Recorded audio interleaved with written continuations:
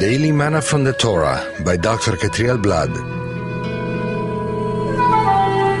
Shalom friends, we've come to the second aliyah of Parashat Chayei Sarah, the lives of Sarah.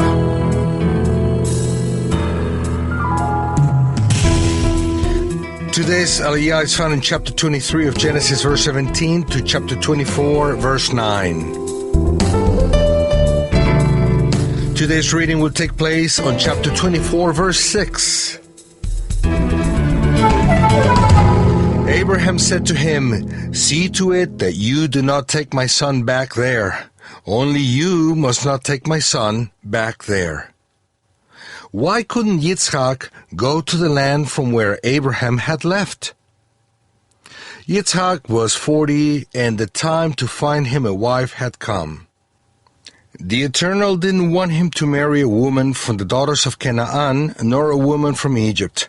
Abraham made his most trustworthy servant, Eliezer, swear by the sign of the circumcision covenant, and sent him to find a wife for his son in the land where his relatives, the descendants of Shem, son of Noach, lived. When Eliezer asked him if he could take Yitzchak there, in case the woman didn't want to come, Abraham said a firm no, and he did so twice. Why couldn't Yitzchak go to the place from where Abraham had come? On the one hand, we can see that Yitzchak couldn't leave the promised land. Further on, when he tries to go down to Egypt, the Eternal forbids him to do it and orders him to stay in the land. Chapter 26, verse 2. Yitzchak was the only one of the three patriarchs who wasn't allowed to go to a foreign land. His life was attached to the land of the promise, and he had remained there until the resurrection.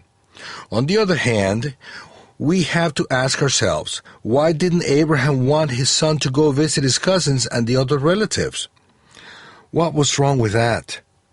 The scriptures reveal that the family Abraham had left was an idolatrous family. Joshua 24:15. Abraham made the decision to leave all kinds of idolatrous practices and live solely for the Creator of heaven and earth. 24 verse 3. He knew too well the influence family members can have, and it is very possible that he didn't want to expose his son, Yitzchak, to the pressure that comes with family bonds. Yitzchak would be in danger of adopting their pagan customs, which would corrupt his soul and damage the redemption plan for the world.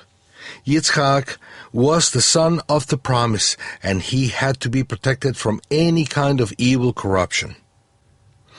Abraham Avinu's example shows us that we have to be very careful if sending our children to a world that we have left, so that they are not corrupted by their ways.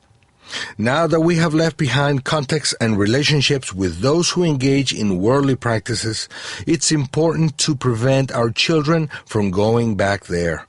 Because, why then did the Eternal bring us out of there? All the process of redemption and restoration that we are living would be stopped and aborted with the next generation. May the Eternal give us grace to guide our children correctly, so they can continue on the line of blessing and redemption that we received from our father Abraham and our Lord Yeshua, the Messiah. Shalom.